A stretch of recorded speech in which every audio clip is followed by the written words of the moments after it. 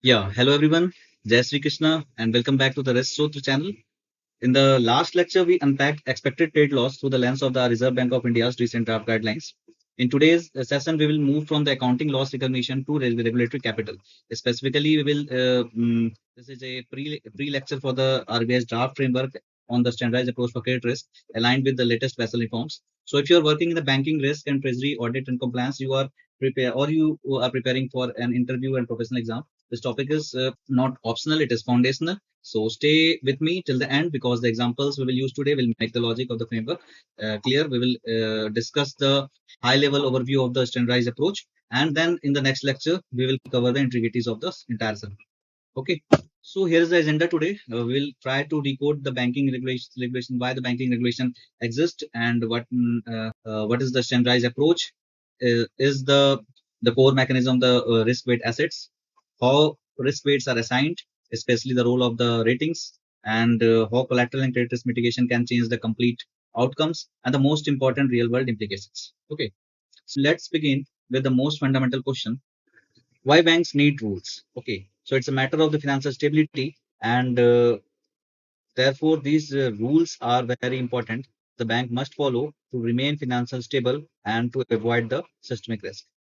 There is also another question which is most important: why does this whole world of banking regulation even exist? What's the point, right? So it's a perfect question to kick things off because let's be honest, banks are not just like any other business. They sit at the center of the economic credit engine. They transform short-term public deposit into long-term loans and investments. That structure is powerful, but it also creates vulnerability because in stress periods, losses can rise quickly and confidence can fall even faster. So the purpose of prudential regulation is therefore straightforward: to ensure banks maintain a sufficient capital buffer to absorb losses and remain stable even under the severe shocks. Right. So the ultimate objective is not just the bank safety, but systemic stability, protecting depositors, maintaining credit flows, and preserving trust in the financial system. Right, friends, the whole point of this framework, which are part of this huge global effort after past financial crises, you may have heard, is to make sure banks have a big enough financial cushion, or what they call it as capital, to handle a major shock without collapsing and taking the rest of us down with them. Okay, so and that is exactly where the RBI's new solution comes in. Okay, to bring that stronger, more reliable cushion, they are rolling out a single powerful new rule book for every single bank to follow. So this brings us to core idea here, the standardized approach. Okay. First of all, you see the term here, standardized. Okay. So globally, regulators have two broad options for credit risk capital. They allow the banks to estimate risk using their complex internal models, that is called internal rating based approach. And the second is provide a common set of supervisory rules that all banks apply consistently. Right. So RBI's direction here is clear. They want a robust, uniform, and comparable framework, that is the standardized approach. Yeah. So standardized approach is a method for calculating capital requirements for credit risk, and that ensuring a comparable and risk sensitive manner. Okay. So at a practical level, you can understand the standardized approach is a supervisory risk measurement rule book. Now, instead of each bank using its own proprietary model assumptions, which I told as internal rating based approach. So these are very complex models used by banks, developed by banks on their own. And so it's very hard to compare different banks. So that's why RBI has set the rule and under the standardized approach. So instead of each bank using its own proprietary model assumptions, regulator specifies here that how exposure should be classified and how the risk weight should be applied. Okay. So what this will help? So basically, this helps in the consistency across the system, and it also reduces model risk, enhances transparency for supervisors and market participants. Right. Now there is a core concept under standardized approach, that is risk-weighted assets. Risk-weighted assets. So the principle is intuitive that not all assets on a bank's balance sheet carry the same credit risk. So there are several assets on the balance sheet, and each asset has a different risk. Say, suppose you are lending to an unrated corporate or an MSME, or you are lending to an state government or to a central government, all have different risk weight. Okay. So What I mean to say that a sovereign exposure is not the same as a corporate exposure, and a secured retail mortgage is not the same as an unsecured personal, right? So risk weight here is the method used to convert that difference in the risk into a numerical capital requirement, right? So once the RWA is computed, regulatory capital requirements are applied on the top of it. Okay, so higher the risk weight, higher the RWA, and more the capital is required. Okay, so look at this table here. You can see here that is domestic sovereign, which is a loan to government of India or any government for any country that carries a risk weight of 0%. Means these are the safest haven. So if a bank invests 1,000 crore in government of India securities, so under standardized capital framework, sovereign exposures are typically assigned zero risk weight, uh, and the capital impact is minimal, right? So now compare the same 1,000 crore exposure to a corporate borrower. Okay, so even if it is a large company, the risk weight is generally higher and depends materially on its external credit rating and classification. Okay, the same amount of exposure, if it is a triple A rated, 20% is the risk weight applied here. Okay, so the same amount of exposure can create substantially different capital consumption, right? So what is the key insight here? The key insight here is the balance sheet composition of a bank matters as much as the balance sheet size. So, what is your composition of the balance sheet? That really matters. Okay. Now, consider a 500 crore term loan to a corporate borrower. So, if the borrower is externally rated in a strong rating category, the exposure may attract a materially lower risk under the rating based mapping. Now, if the borrower is unrated, you can see here the borrower is unrated, the framework typically assigns a higher default risk, often around its 100% treatment in the standardized approach. So, rated exposures can be materially more capital efficient than unrated exposures, even when the loan amount is same.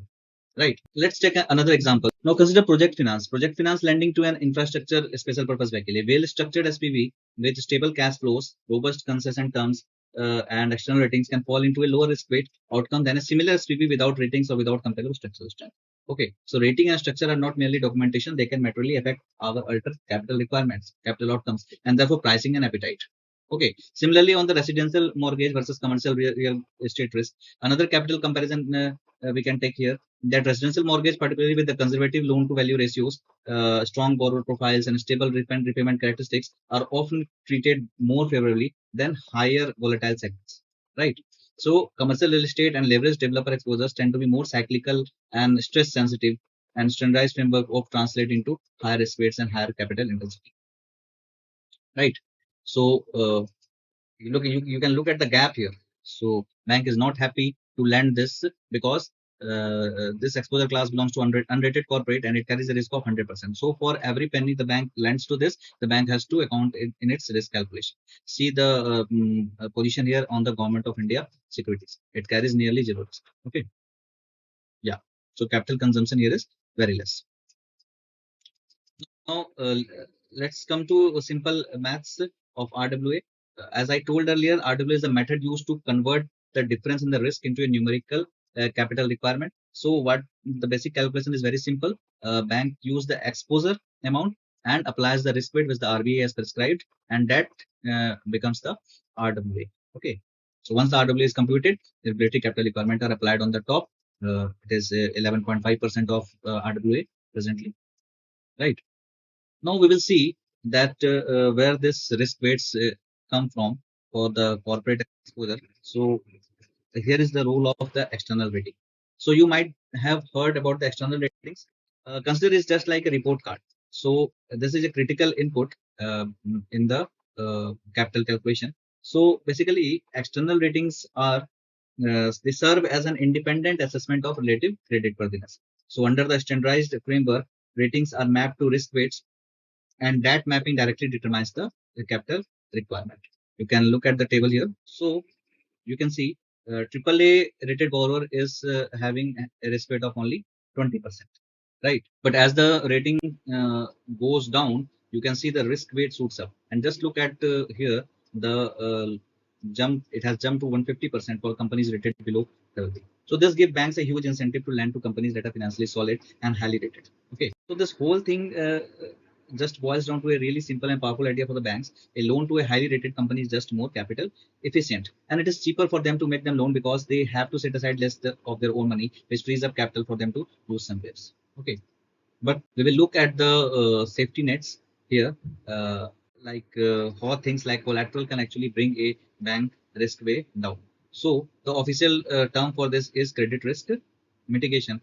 Okay, credit risk mitigation. So risk weights are not determined only by the borrower category and ratings. So credit risk mitigation can significantly alter the effective risk outcome. So high quality eligible collateral combined with enforceable legal documentation, clean security creation, and appropriate haircuts can reduce the net exposure and therefore reduce the capital consumption. Okay, so RBI is very specific that which collateral can be considered as the eligible collateral. So not all collateral can actually bring a bank's risk way down.